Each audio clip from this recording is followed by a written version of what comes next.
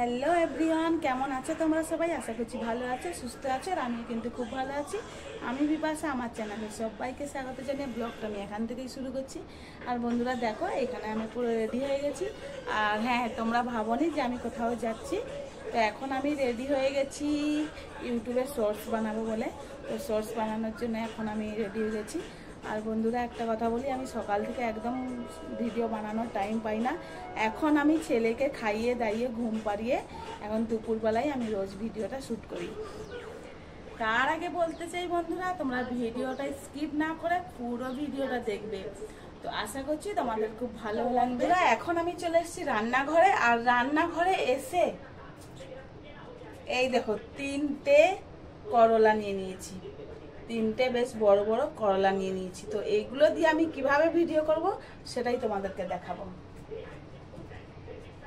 এই একটা ছুরি দিয়ে করলাটাকে ঠিক আমি এইভাবে ঠিক এতটা করে কাট করব, ঠিক আছে?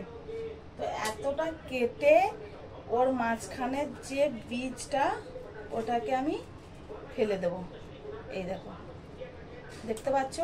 এটা আমি এমনভাবে বীজটা বার করব যাতে আমার একটা আঙ্গুল এইভাবে করে ঢোকে, ঠিক আছে? তো এটা একটু কেটে দিই, তো দেখতে ভালো লাগবে। এই দেখো, একটা আমার হয়ে গেল।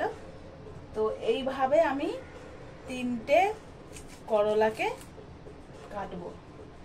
এটারও ঠিক সেম ভাবে আমি এইভাবে করে বীজটা বার করে দেব। এই দেখো, এটারও দেখবে এইটা একটু কেটে দিই।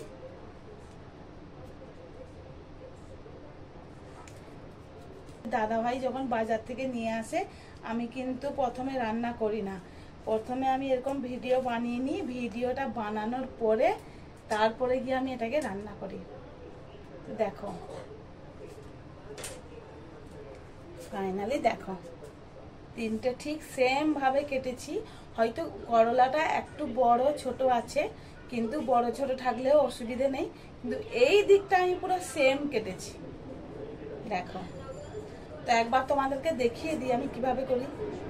এই একটা এইভাবে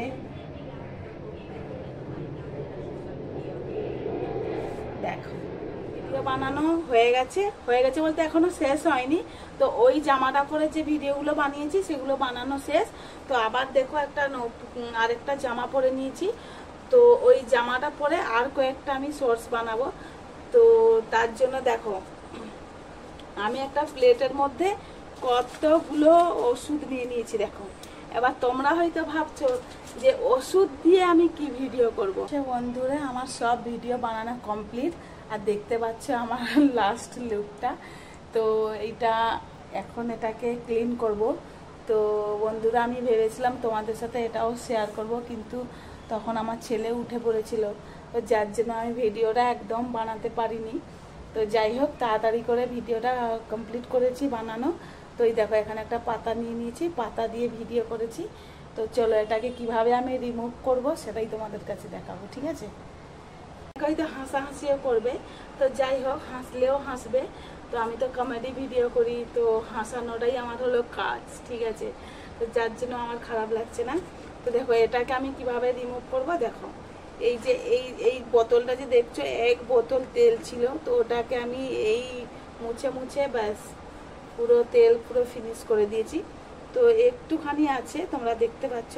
তো যেটুকু আছে এইটা দিয়েই আমি রিমুভ করব, ঠিক আছে? এই দেখো, হাতে নিয়ে নিলাম।